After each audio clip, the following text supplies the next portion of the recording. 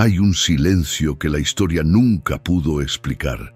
3 días, 72 horas, entre la última respiración de un hombre clavado en madera romana y el momento en que una tumba sellada quedó vacía. El cuerpo estaba muerto, pero el espíritu estaba en otro lugar. Y lo que sucedió en ese lugar cambió para siempre el destino de todos los que alguna vez vivieron y murieron. Hoy revelaremos el misterio que la iglesia primitiva conocía, pero que el tiempo ha velado. El viernes en la tarde, el cielo se oscureció como si la creación misma cerrara los ojos. No fue un eclipse natural, fue el lamento del cosmos cuando su creador exhaló su último aliento. Jesús de Nazaret, el hombre que había caminado sobre las aguas y resucitado muertos, ahora pendía inmóvil entre 2 criminales. Su sangre manchaba la tierra de Gólgota. Las mujeres que lo habían seguido lloraban desde la distancia. Los soldados romanos jugaban a los dados por su túnica, pero algo más profundo estaba ocurriendo, algo que los ojos humanos no podían percibir. Cuando Jesús dijo, «Consumado es», y bajó su cabeza, no estaba simplemente muriendo como mueren los hombres, estaba iniciando un viaje al corazón mismo de la muerte. Su cuerpo fue llevado a una tumba prestada. José de Arimatea y Nicodemo envolvieron aquel cuerpo quebrantado en lienzos y especias aromáticas. Una piedra enorme fue rodada sobre la entrada.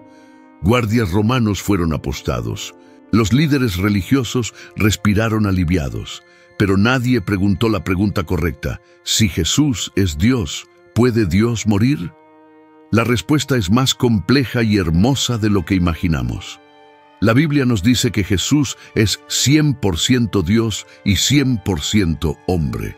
No 50-50, no una mezcla, sino plenamente ambas naturalezas en una sola persona. Como Dios, Jesús es eterno, inmutable, omnipotente. Como hombre, Jesús sintió hambre, sed, dolor y sí, pudo morir. Cuando murió en la cruz, su cuerpo cesó de funcionar. Su corazón dejó de bombear sangre. Sus pulmones dejaron de tomar aire.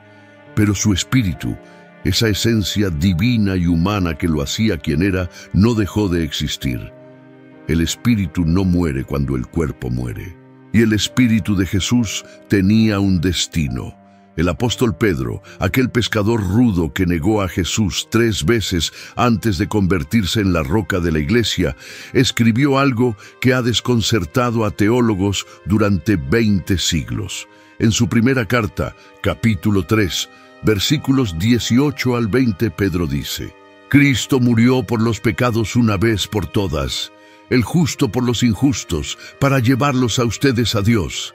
Él fue muerto en el cuerpo, pero vivificado en el espíritu. Y en el espíritu fue y predicó a los espíritus encarcelados que en otro tiempo desobedecieron. Detengan todo. Predicó a los espíritus encarcelados. En otro tiempo desobedecieron. ¿Durante cuánto tiempo? Durante los días de Noé, mientras se construía el arca. Esto significa que Jesús, entre su muerte y su resurrección, descendió a algún lugar donde estaban aprisionados los espíritus de aquellos que murieron en el diluvio universal. Pero, ¿por qué? ¿Y dónde está ese lugar? La palabra que se usa en el texto original griego es pneuma para espíritu y phylake para prisión. Esta prisión no es un lugar cualquiera. Es el lugar de espera de las almas muertas. Los judíos del tiempo de Jesús lo llamaban Sheol en hebreo o Hades en griego. No es exactamente el infierno de fuego eterno que conocemos como Gehenna. Es más bien el lugar de los muertos, el reino de las sombras, el sitio donde todas las almas iban después de la muerte, esperando el juicio final. Pero Sheol no era un solo compartimento. Según la enseñanza judía, tenía 2 secciones. Una sección para los justos, a veces llamada el seno de Abraham, según Lucas 16, 23. Un lugar de consuelo para quienes habían muerto en fe, esperando al Mesías prometido.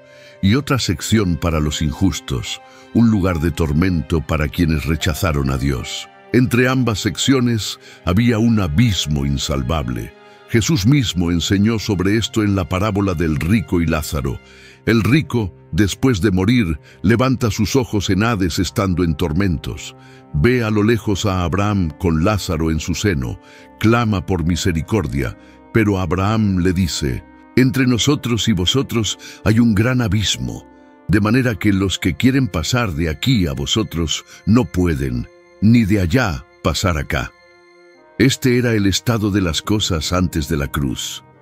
Los muertos esperaban, los justos en consuelo, pero aún sin acceso al cielo, los injustos en tormento, sin esperanza de escape, porque el pecado de la humanidad aún no había sido pagado completamente. El sacrificio de animales en el templo cubría los pecados temporalmente, pero no los borraba para siempre. Hebreos 10:4 lo dice claramente. La sangre de los toros y de los machos cabríos no puede quitar los pecados.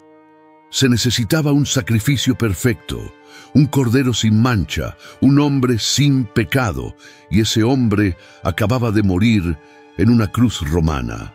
Cuando Jesús expiró en la cruz, su espíritu no simplemente flotó hacia el vacío. Tenía una misión que había estado planificada desde antes de la fundación del mundo. El libro de Efesios capítulo 4, versículos 8 al 10, nos da una pista crucial de lo que sucedió. Por lo cual dice: subiendo a lo alto, llevó cautiva la cautividad y dio dones a los hombres. Y eso de que subió, ¿qué es? Sino que también había descendido primero a las partes más bajas de la tierra. Descendió a las partes más bajas de la tierra. Este pasaje ha sido interpretado de muchas maneras, pero la interpretación más antigua de la iglesia primitiva era clara. Jesús descendió al Hades, descendió al mundo de los muertos, no como un prisionero, sino como un conquistador. Imaginen la escena: el espíritu de Jesús entra en Sheol. Las tinieblas que han reinado durante milenios de repente se ven invadidas por una luz que nunca antes había brillado allí. Los demonios tiemblan, las potestades de las tinieblas retroceden, porque el Hijo de Dios ha entrado en su territorio y no viene a negociar, viene a proclamar. Pedro nos dice que predicó a los espíritus encarcelados. La palabra griega para predicó es ekeruxen, que significa proclamar como un heraldo. No es el término normal para evangelizar o persuadir, es el término para anunciar un decreto oficial. ¿Qué proclamó Jesús? No sabemos las palabras exactas, pero podemos inferir el mensaje. Proclamó victoria sobre el pecado y la muerte. Proclamó que el precio había sido pagado. Proclamó que el poder de la muerte había sido quebrantado. Pero ¿por qué específicamente a los que murieron en el diluvio de Noé? Esta es una pregunta que ha intrigado a biblistas por siglos. Algunos sugieren que esa generación fue especialmente rebelde. Génesis 6 nos dice que la maldad del hombre era grande en la tierra y que todo designio de los pensamientos del corazón de ellos era de continuo solamente el mal. Era una generación que había tenido 120 años de advertencia mientras Noé construía el arca. Noé es llamado pregonero de justicia en 2 de Pedro 2:5. Durante más de un siglo, este hombre fiel advirtió a su generación del juicio venidero y todos lo ignoraron. Todos excepto 8 personas: Noé, su esposa, sus 3 hijos y sus esposas. El resto pereció en las aguas del diluvio, y sus espíritus fueron a Sheol, a esa prisión de almas. Tal vez se preguntaban si había sido justo. Tal vez acusaban a Dios de crueldad. Tal vez esperaban una segunda oportunidad que nunca llegó. Y entonces, 1500 años después, o más, Jesús apareció ante ellos. No para ofrecerles salvación, las Escrituras son claras en que está establecido para los hombres que mueran una sola vez, y después de esto el juicio, según Hebreos 9:27, sino para proclamar que incluso su juicio había sido justo y necesario. que Dios había esperado pacientemente, que había enviado advertencia tras advertencia, y que ahora el mismo Dios que los juzgó había pagado el precio supremo por los pecados de toda la humanidad. Algunos estudiosos sugieren otra interpretación, que los espíritus encarcelados no son humanos sino ángeles caídos. Segunda de Pedro 2:4 menciona que Dios no perdonó a los ángeles que pecaron, sino que arrojándolos al infierno, los entregó a prisiones de oscuridad para ser reservados al juicio. Y Judas, versículo 6, habla de los ángeles que no guardaron su dignidad, sino que abandonaron su propia morada, los ha guardado bajo oscuridad, en prisiones eternas para el juicio del gran día. Si estos espíritus encarcelados son ángeles caídos, entonces el mensaje de Jesús fue aún más contundente. Fue una proclamación de derrota total. Satanás y sus demonios habían apostado a que podían destruir al Mesías. Lo tentaron en el desierto. Lo persiguieron a través de los fariseos, inspiraron a Judas a traicionarlo. Llenaron a la multitud de odio para que gritaran «¡Crucifícale!». Pensaron que la muerte del Hijo de Dios sería su victoria final, pero no entendieron el plan. No vieron que la cruz no era el fin, sino el medio por el cual la justicia de Dios sería satisfecha y su misericordia liberada. Colosenses 2:15 lo dice así: y despojando a los principados y a las potestades, los exhibió públicamente, triunfando sobre ellos en la cruz. Jesús no fue víctima de las fuerzas demoníacas, Él las venció, y cuando descendió al Hades fue para exhibir esa victoria en el territorio mismo del enemigo, fue para clavar la bandera de la redención en el centro de las tinieblas. Pero la misión de Jesús en Hades no terminaba con una proclamación a los rebeldes.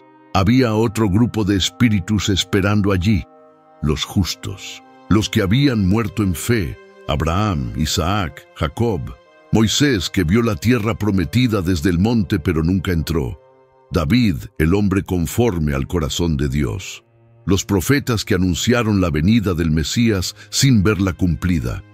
Todos ellos esperaban en el seno de Abraham, ese compartimento de Sheol donde los justos descansaban. No estaban en tormento, pero tampoco estaban en la presencia plena de Dios, porque el camino al cielo aún no había sido abierto. El velo del templo que separaba el lugar santísimo todavía estaba intacto en sus corazones. Esperaban la promesa. Y en algún momento de esas 72 horas entre la muerte y la resurrección, esa promesa llegó. Jesús, el cumplimiento de toda profecía, el fin de toda sombra del Antiguo Testamento, apareció ante ellos. No como un fantasma, no como una visión, sino en su espíritu vivificado, poderoso, victorioso.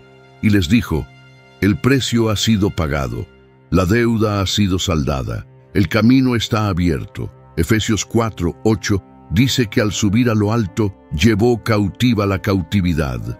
Esta frase misteriosa significa que Jesús liberó a los cautivos, sacó de Sheol a todos los que habían muerto en fe esperando su venida. Los llevó consigo.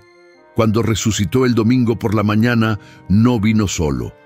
Mateo 27, 52 al 53, registra un evento extraordinario que sucedió justo después de la muerte de Jesús. Y se abrieron los sepulcros, y muchos cuerpos de santos que habían dormido se levantaron, y saliendo de los sepulcros, después de la resurrección de él, vinieron a la santa ciudad, y aparecieron a muchos. Santos del Antiguo Testamento resucitaron, caminaron por Jerusalén, se aparecieron a personas que los conocieron. Fue un anticipo, una muestra de la resurrección final que vendrá. Pero también fue una señal de que algo fundamental había cambiado en el orden espiritual del universo. El poder de la muerte había sido quebrado. El Hades ya no podía retener a los justos. El camino al Padre estaba abierto. Jesús lo prometió al ladrón en la cruz. De cierto te digo que hoy estarás conmigo en el paraíso. No dijo, estarás en Sheol esperando. Dijo, hoy en el paraíso. Porque ese día, el viernes de la crucifixión, Jesús iba a cambiar las reglas. Iba a abrir una puerta que había estado cerrada desde que Adán y Eva fueron expulsados del Edén. Y cuando esa puerta se abrió, el ladrón arrepentido fue el primero en cruzarla, seguido por Abraham, Moisés, David y todos los que habían esperado en fe. El Hades perdió su poder sobre los creyentes. Desde ese momento, morir en Cristo significa estar inmediatamente en la presencia del Señor. Pablo lo confirma en 2 de Corintios 5:8. Pero confiamos, y más quisiéramos estar ausentes del cuerpo y presentes al Señor. Ya no hay espera en un compartimento intermedio. La muerte ya no es una separación prolongada, es un paso instantáneo de esta vida a la gloria. Todo gracias a lo que Jesús hizo en esas 72 horas. Pero hay algo más que debemos entender sobre este descenso de Cristo al mundo de los muertos. No fue simplemente un acto de liberación o proclamación. Fue también un acto de identificación completa con la humanidad. Jesús no solo experimentó la muerte física en la cruz, experimentó también la muerte espiritual, la separación del Padre, cuando clamó, Dios mío, ¿por qué me has desamparado? No estaba recitando un salmo, estaba viviendo la realidad más oscura que un ser humano puede experimentar, la ausencia de Dios. Y cuando su espíritu descendió al Hades, caminó por el mismo valle de sombra de muerte que todo ser humano debe atravesar. No como un observador distante, sino como uno de nosotros. Hebreos 2:17 lo expresa así. Por lo cual debía ser en todo semejante a sus hermanos, para venir a ser misericordioso y fiel sumo sacerdote en lo que a Dios se refiere, para expiar los pecados del pueblo. En todo semejante, incluso en la muerte, incluso en el descenso al reino de los muertos. Y es precisamente porque Jesús caminó ese camino que ahora puede caminar con nosotros cuando llegue nuestra hora. No es un Dios que nos dice desde el cielo, sé valiente en la muerte. Es un Dios que nos dice, yo he estado allí y te llevaré de la mano al otro lado. Hay otra capa en este misterio que no podemos ignorar, una capa que nos habla del carácter de Dios y de su justicia perfecta. Cuando Jesús descendió al Hades y proclamó su mensaje, no estaba ofreciendo una segunda oportunidad a los perdidos. Esta es una enseñanza que algunos han intentado extraer de estos pasajes, pero contradice el resto de las Escrituras. Hebreos 9:27 es claro. Está establecido para los hombres que mueran una sola vez y después de esto el juicio. No hay reencarnación. No hay múltiples oportunidades después de la muerte. No hay purgatorio donde se pueda trabajar por la salvación. La decisión se toma en vida y es final. Entonces, ¿qué logró la proclamación de Jesús en el Hades? Primero, vindicó la justicia de Dios. Aquellos que murieron en el diluvio habían rechazado 120 años de advertencia. Habían visto a Noé construir el arca. Habían escuchado sus mensajes. Habían tenido tiempo más que suficiente para arrepentirse y eligieron no hacerlo. Cuando Jesús apareció ante ellos en Hades, no vino a condenarlos de nuevo. Vino a mostrarles que incluso después de su juicio, Dios había provisto un camino de salvación para la humanidad, que el mismo Dios que los juzgó con agua había enviado a su Hijo para ser juzgado en una cruz, que la justicia de Dios es perfecta y su misericordia es real. Segundo, demostró la victoria total sobre Satanás. El enemigo pensaba que el Hades era su territorio seguro, pensaba que los muertos estaban bajo su control. Pero cuando Jesús entró allí, demostró que no hay lugar donde el poder de Dios no alcance. No hay tiniebla tan profunda que su luz no pueda penetrar. No hay prisión tan fuerte que su autoridad no pueda abrir. Primera de Pedro 3, 22 nos dice que Jesús, habiendo subido al cielo, está a la diestra de Dios, y a Él están sujetos ángeles, autoridades y potestades. Esa sujeción comenzó en el Hades. Cuando Jesús proclamó su victoria allí, toda rodilla en el mundo de los muertos tuvo que doblarse. Todo demonio tuvo que reconocer su derrota. Toda potestad tuvo que admitir su señorío. Tercero, consoló a los justos que esperaban. Imaginen ser Abraham. Has esperado durante siglos en el seno de Abraham, ese lugar de consuelo, pero no de plenitud. Has visto la promesa desde lejos, como Moisés vio la tierra prometida desde el monte Nebo. Has creído que vendría un libertador, y de repente allí está, el descendiente prometido, la simiente de la mujer que aplastaría la cabeza de la serpiente, el Cordero de Dios que quita el pecado del mundo, y te dice, es tiempo, ven conmigo. Ese momento debe haber sido de gozo indescriptible. Toda la espera valió la pena. Toda la fe fue vindicada, toda la esperanza se cumplió. Y cuarto, cambió para siempre el destino de los que mueren en Cristo. Desde ese momento, cuando un creyente muere, no va a un lugar de espera, va directamente a la presencia del Señor. Pablo lo expresa en Filipenses 1:23. Porque de ambas cosas estoy puesto en estrecho, teniendo deseo de partir y estar con Cristo, lo cual es muchísimo mejor. No dijo, tengo deseo de partir y esperar en algún compartimento intermedio. Dijo, estar con Cristo, inmediatamente, sin demora, porque Jesús abrió el camino. Esta verdad debe transformar completamente nuestra perspectiva sobre la muerte. Para el creyente, la muerte ya no es el enemigo final. Es simplemente la puerta de entrada a la presencia de aquel que amamos. Es el momento en que la fe se convierte en vista. Es cuando las promesas se vuelven realidad. Es cuando finalmente vemos cara a cara al que conocimos por fe. Y todo esto es posible porque Jesús descendió primero, porque Él abrió el camino, porque Él tiene las llaves. La muerte intentó retenerlo, pero no pudo. El Hades intentó aprisionarlo, pero Él rompió las cadenas. Y ahora cada creyente que muere en Cristo sigue el camino que Él abrió. Un camino seguro, un camino garantizado, un camino que lleva directamente a los brazos del Padre. Esto no significa que la muerte sea fácil o que no debamos llorar cuando perdemos a un ser querido.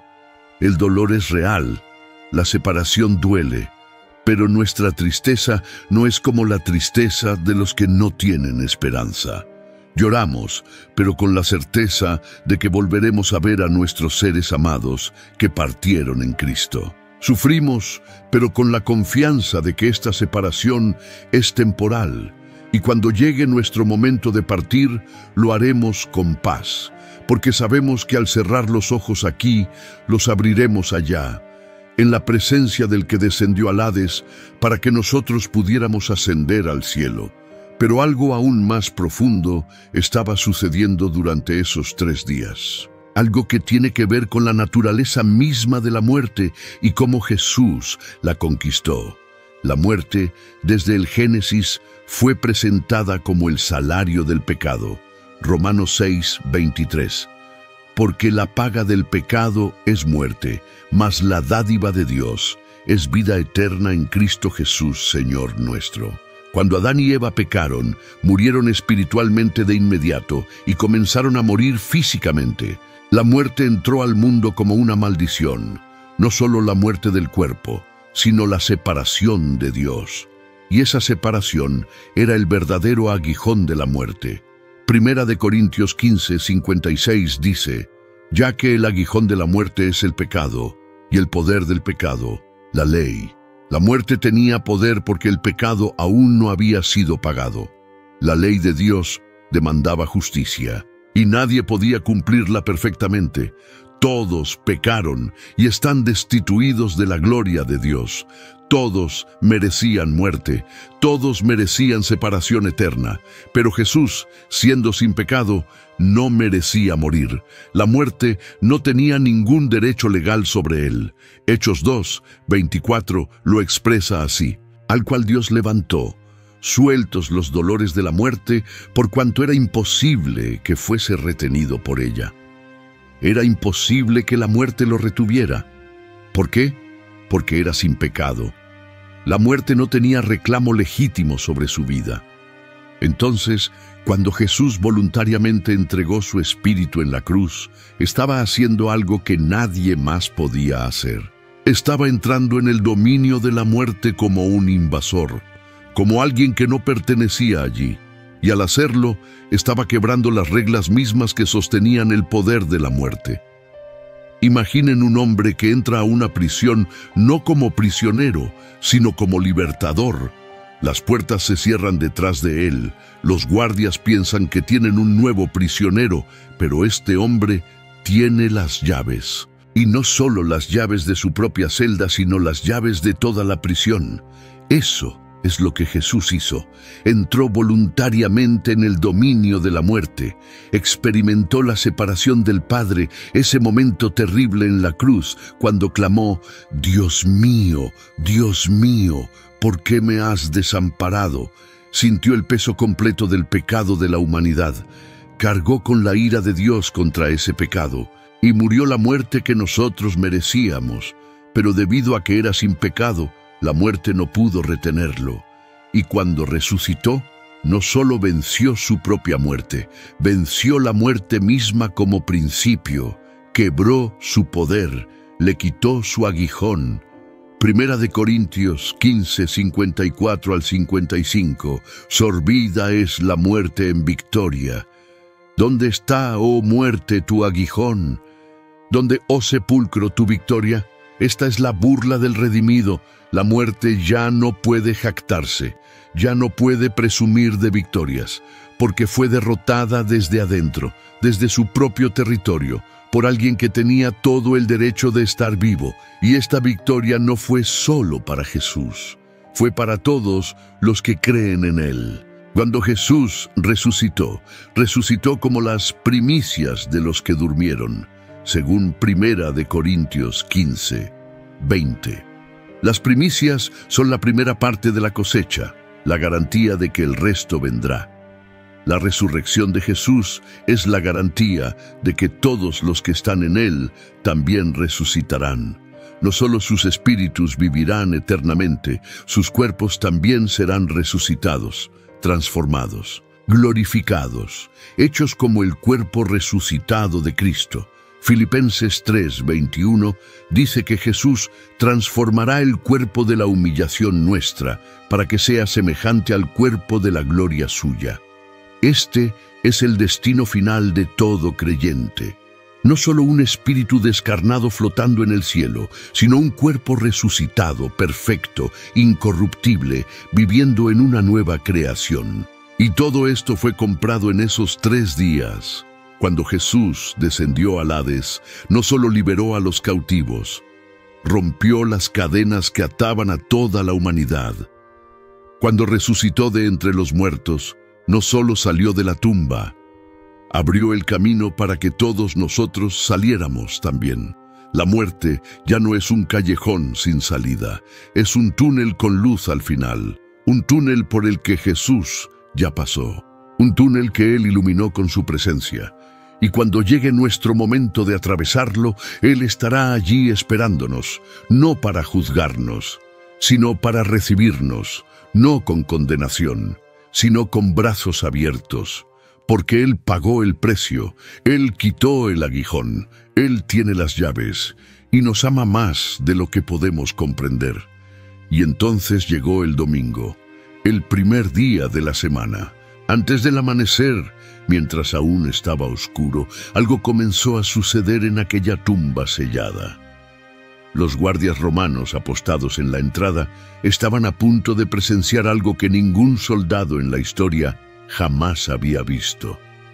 Mateo 28, 2 al 4 lo describe. y hubo un gran terremoto, porque un ángel del Señor, descendiendo del cielo y llegando, removió la piedra y se sentó sobre ella. Su aspecto era como un relámpago, y su vestido blanco como la nieve, y de miedo de él los guardas temblaron y se quedaron como muertos. Un terremoto, un ángel, una piedra que ningún grupo de hombres podría mover, rodada como si fuera de papel. Y de las tinieblas de esa tumba, vida. Jesús, el que había estado muerto, ahora estaba vivo, no resucitado como Lázaro, que tendría que morir de nuevo, sino resucitado con un cuerpo glorificado, un cuerpo que podía comer y beber, pero también traspasar puertas cerradas, un cuerpo que podía ser tocado, pero también ascender al cielo, un cuerpo que era el prototipo del cuerpo que todos los creyentes recibirán en la resurrección final. Primera de Corintios 15, 42 al 44. Así también es la resurrección de los muertos. Se siembra en corrupción, resucitará en incorrupción. Se siembra en deshonra, resucitará en gloria. Se siembra en debilidad, resucitará en poder. Se siembra cuerpo animal, resucitará cuerpo espiritual.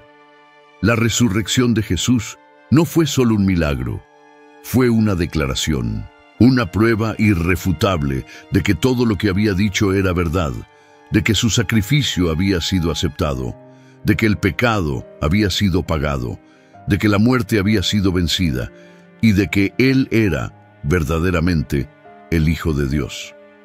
Romanos 1, 4 dice que Jesús fue declarado Hijo de Dios con poder según el Espíritu de Santidad por la resurrección de entre los muertos. La resurrección fue la firma de Dios al pie del contrato de salvación. Fue la validación divina del sacrificio de Cristo. Fue la exclamación final en la frase «consumado es». Durante 40 días, Jesús se apareció a sus discípulos. Se apareció a María Magdalena en el huerto. Se apareció a 2 discípulos en el camino a Emaús. Se apareció a los 11 en el aposento alto. Se apareció a más de 500 hermanos a la vez, según 1 de Corintios 15, 6. No eran alucinaciones, no eran visiones místicas, era el Jesús real, físico, resucitado, el mismo que había comido con ellos, el mismo que había enseñado en las sinagogas, el mismo que había llorado por Lázaro, pero ahora victorioso sobre la tumba, ahora con las llaves de la muerte y el Hades. Apocalipsis 1, 18 registra las palabras del Cristo glorificado. Y el que vivo y estuve muerto, mas he aquí que vivo por los siglos de los siglos. Amén. Y tengo las llaves de la muerte y del Hades. Las llaves, símbolo de autoridad absoluta. Jesús ahora controla quién entra y quién sale, controla el destino de cada alma, y ha declarado que todo aquel que cree en Él, aunque esté muerto, vivirá. Juan 11, 25 al 26. Le dijo Jesús: yo soy la resurrección y la vida. El que cree en mí, aunque esté muerto, vivirá. Y todo aquel que vive y cree en mí, no morirá eternamente.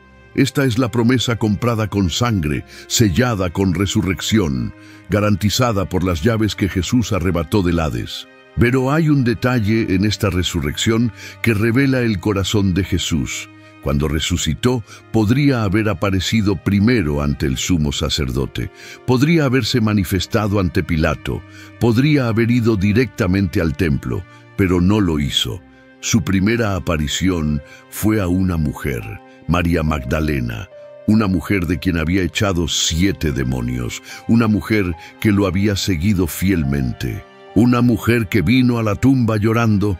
Juan 20 nos cuenta la escena. María está llorando fuera del sepulcro. Ve a 2 ángeles que le preguntan por qué llora. Se vuelve y ve a alguien que piensa es el hortelano. Y entonces él pronuncia una palabra, su nombre, María, y ella lo reconoce. ¡Raboni!, exclama. Jesús, el conquistador del Hades, toma tiempo para consolar a una mujer quebrantada, para llamarla por su nombre. para asegurarle que todo está bien. Este es el corazón de nuestro Salvador. No es un Dios distante, es un pastor que conoce a sus ovejas por nombre. Es un amigo que se acerca en el dolor.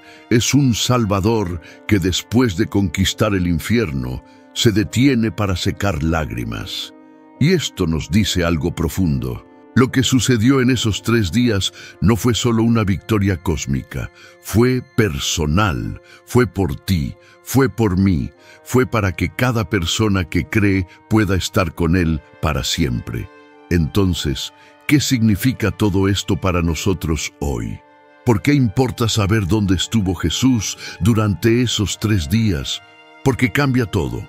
Primero, nos asegura que Jesús entiende la muerte desde adentro. No es un Dios distante que nunca ha probado lo que nosotros probamos. Es un Salvador que descendió al lugar más oscuro de la existencia, que caminó por el valle de sombra de muerte, que experimentó la separación del Padre y que emergió victorioso del otro lado. Hebreos 4:15. Porque no tenemos un sumo sacerdote que no pueda compadecerse de nuestras debilidades, sino uno que fue tentado en todo, según nuestra semejanza, pero sin pecado. Jesús puede compadecerse porque Él estuvo allí. Segundo, nos garantiza que la muerte ya no tiene poder sobre los creyentes. Cuando un cristiano muere, no va a un lugar de espera incierto, no flota en un limbo, no duerme en inconsciencia hasta el juicio final. Va inmediatamente a la presencia de Jesús. 2 Corintios 5:8. Pero confiamos, y más quisiéramos estar ausentes del cuerpo y presentes al Señor. Ausentes del cuerpo, presentes al Señor.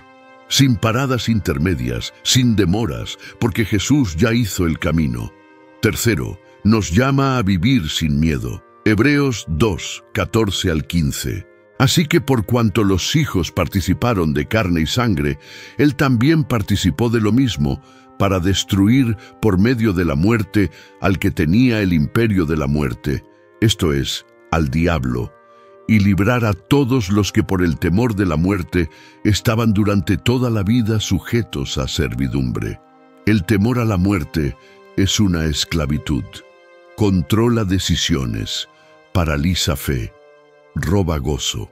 Pero Jesús destruyó al que tenía el imperio de la muerte. Le quitó su arma, le arrebató su amenaza y ahora nos llama a vivir libres, libres del miedo al final, libres para arriesgar en obediencia, libres para sacrificar por amor. Porque la muerte ya no es el fin, es solo el comienzo. Cuarto, nos desafía a valorar correctamente esta vida. Si Jesús descendió al Hades para proclamar su victoria, entonces cada alma importa. Cada persona que vive hoy tomará una decisión que determinará su eternidad. Y esa decisión no puede posponerse más allá de la tumba. No hay segunda oportunidad después de la muerte. No hay negociaciones en el más allá. Hay solo 2 destinos eternos.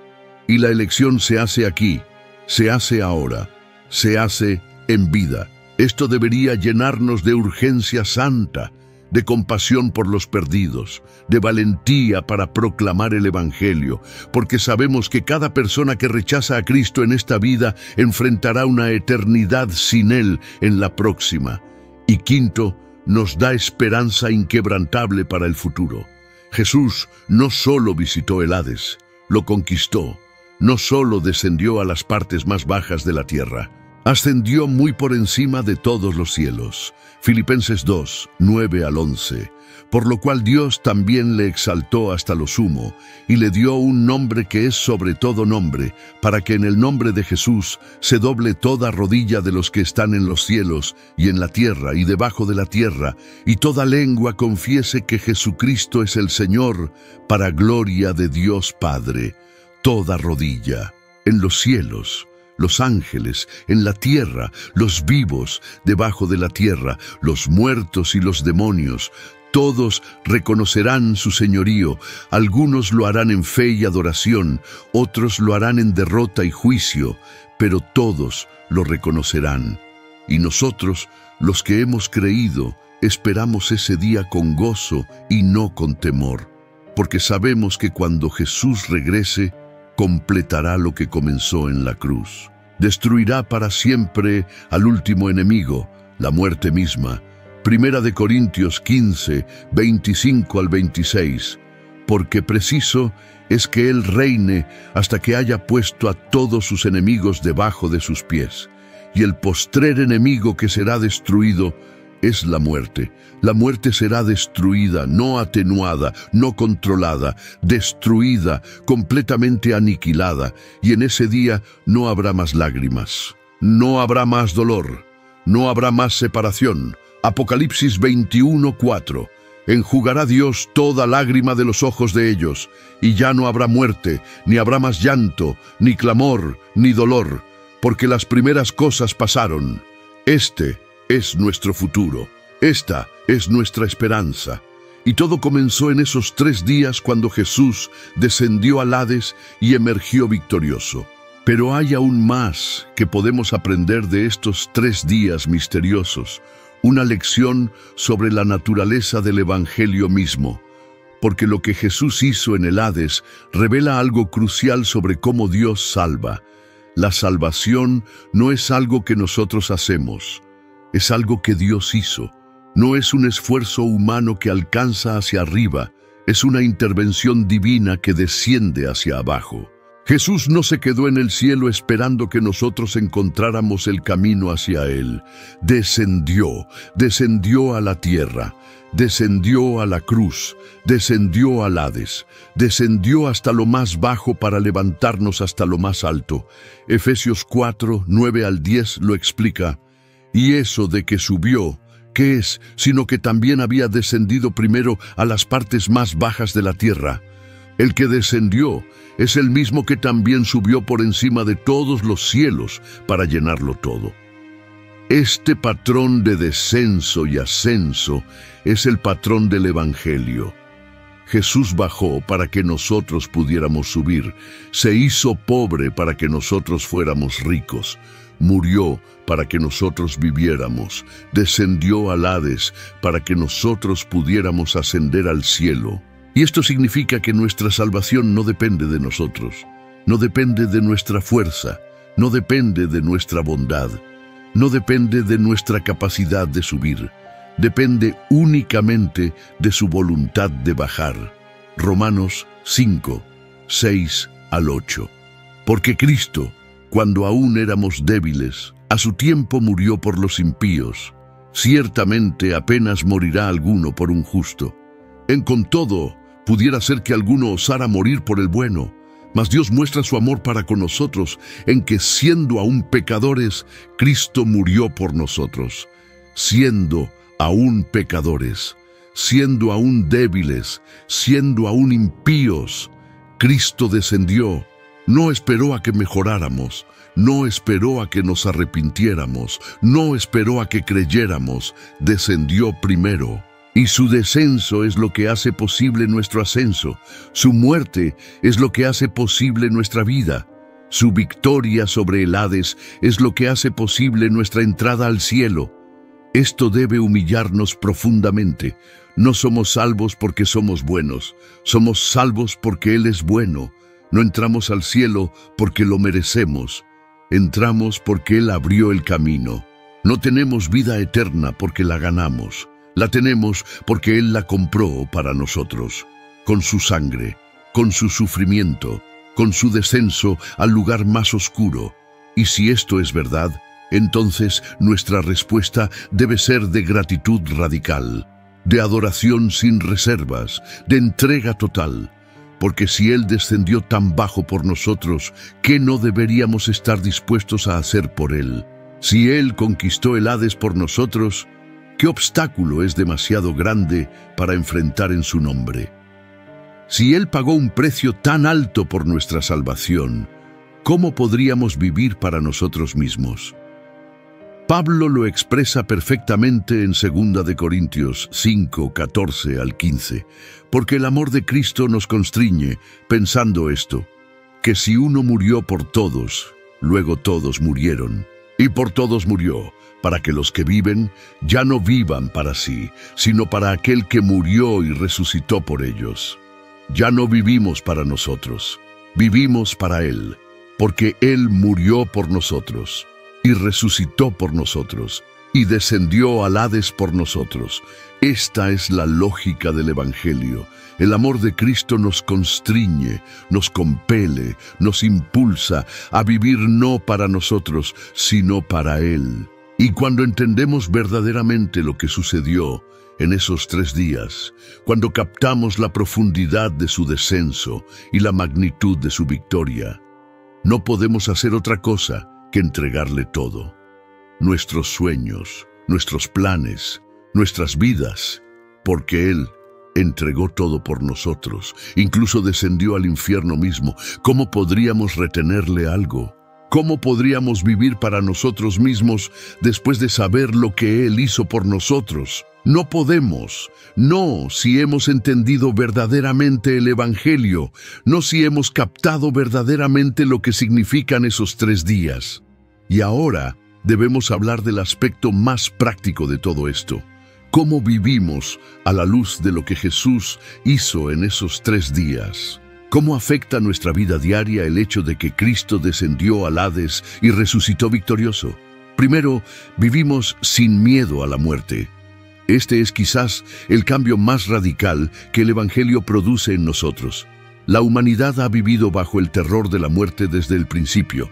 Es el gran desconocido, la última frontera, el final inevitable que todos enfrentamos. Pero para el creyente en Cristo, la muerte ha perdido su terror, no porque sea menos real, sino porque sabemos qué hay del otro lado, sabemos que Jesús ya estuvo allí, sabemos que Él conquistó ese territorio, sabemos que cuando nosotros lleguemos allí, Él estará esperándonos. Esto cambia todo. Cambia cómo tomamos decisiones. Un creyente que no teme a la muerte puede arriesgar más, puede sacrificar más, puede obedecer más radicalmente, porque el peor escenario posible, la muerte, ya no es realmente el peor escenario, es simplemente el pasaje a la presencia de Cristo. Los mártires de la iglesia primitiva entendieron esto.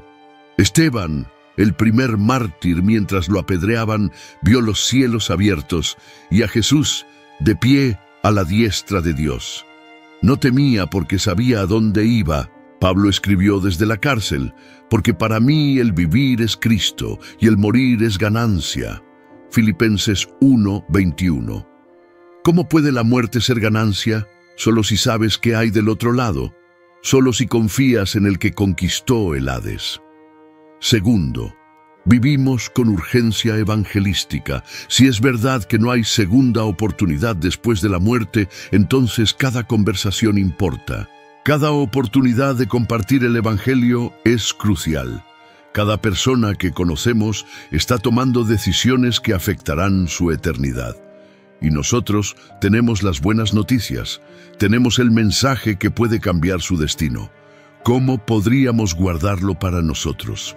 ¿Cómo podríamos permanecer en silencio cuando sabemos lo que está en juego? Jesús descendió al Hades para proclamar su victoria.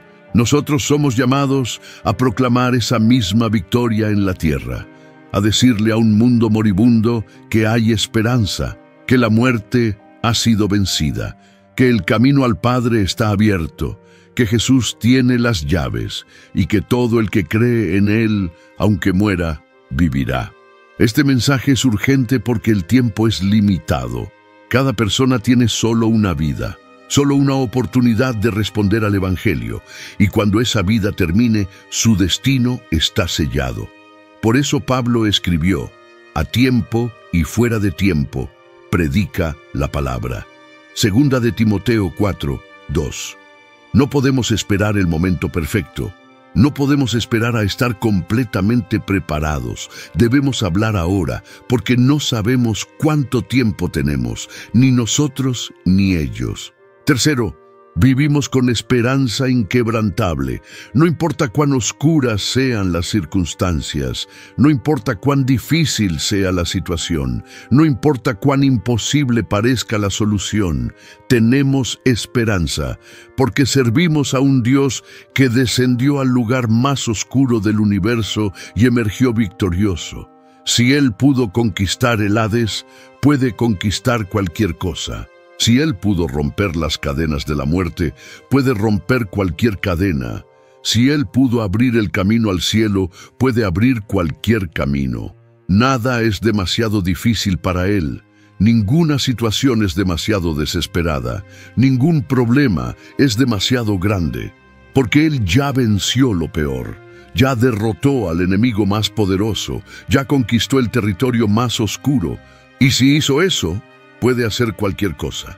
Esta esperanza no es un optimismo ingenuo, no es pensamiento positivo vacío, es confianza sólida en un Dios que ha probado su poder, que ha demostrado su amor, que ha mostrado su fidelidad al descender, morir, conquistar y resucitar.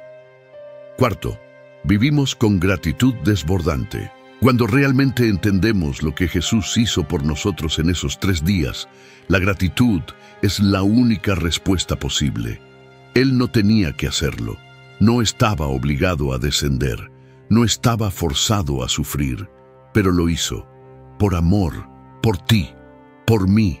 Y esa gratitud debe expresarse en cómo vivimos, en cómo hablamos, en cómo gastamos nuestro tiempo y recursos, en cómo tratamos a los demás, en cómo adoramos.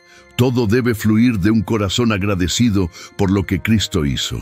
Y quinto, vivimos esperando su regreso, porque la historia no termina con la resurrección. Jesús prometió que volvería, y cuando vuelva, completará lo que comenzó. Destruirá la muerte para siempre, resucitará a todos los que están en Él, creará cielos nuevos y tierra nueva, y viviremos con Él para siempre. Esta es nuestra esperanza, este es nuestro destino, y todo es posible por lo que Él hizo en esos 3 días misteriosos entre la cruz y la tumba vacía.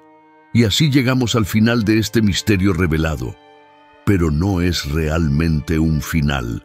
Es un comienzo, porque entender lo que Jesús hizo en esos 3 días debe cambiar cómo vivimos cada día que nos queda. Oremos. Padre Celestial, nos inclinamos ante este misterio glorioso que has revelado en tu palabra. Gracias porque Jesús no solo murió por nuestros pecados, sino que descendió a las profundidades mismas de la muerte para conquistarla desde adentro. Gracias porque en esas 72 horas entre la cruz y la tumba vacía, todo cambió. El Hades perdió su poder, la muerte perdió su aguijón, y se abrió un camino al Padre. Señor, ayúdanos a vivir a la luz de esta verdad, que no temamos a la muerte, porque tú la has vencido, que no vivamos como esclavos del miedo, porque tú nos has libertado, que compartamos con valentía este evangelio, porque sabemos que cada alma importa y que no hay segunda oportunidad después de la muerte. Y cuando llegue nuestro momento de partir de este mundo, que tengamos la confianza de que estaremos inmediatamente en tu presencia, no en un lugar de espera, no en inconsciencia, sino contigo, cara a cara, por toda la eternidad, porque tú tienes las llaves, tú conquistaste el Hades, tú abriste el camino, y en tu nombre tenemos vida eterna. Amén. El misterio ha sido revelado. Durante 3 días, Jesús no estuvo simplemente muerto, estuvo activo. Descendió al Hades, proclamó su victoria a los espíritus encarcelados, liberó a los justos del Antiguo Testamento, quebró el poder de la muerte, arrebató las llaves del reino de los muertos y ascendió triunfante. No fue un descanso, fue una conquista, la conquista más importante de la historia. Y ahora todo aquel que cree en Él tiene la promesa segura, aunque esté muerto vivirá, porque Jesús no solo resucitó, Él es la resurrección y la vida, y tiene las llaves de tu destino eterno. La pregunta que queda es esta: ¿has confiado en Él? ¿Has puesto tu fe en el que descendió a las profundidades y ascendió a las alturas? ¿Has aceptado que su muerte pagó por tus pecados y que su resurrección garantiza tu vida eterna? Si no lo has hecho, hoy es el día, porque no hay segunda oportunidad después de la muerte. No hay negociación en el Hades. Hay solo una decisión que tomar en vida, y esa decisión determina dónde pasarás la eternidad. Jesús está llamando tu nombre, como llamó a María en el huerto. ¿Lo escuchas? Respóndele y descubre que la muerte ya no tiene poder sobre ti, porque Él tiene las llaves. Él descendió al lugar más oscuro para que tú pudieras ascender al lugar más alto.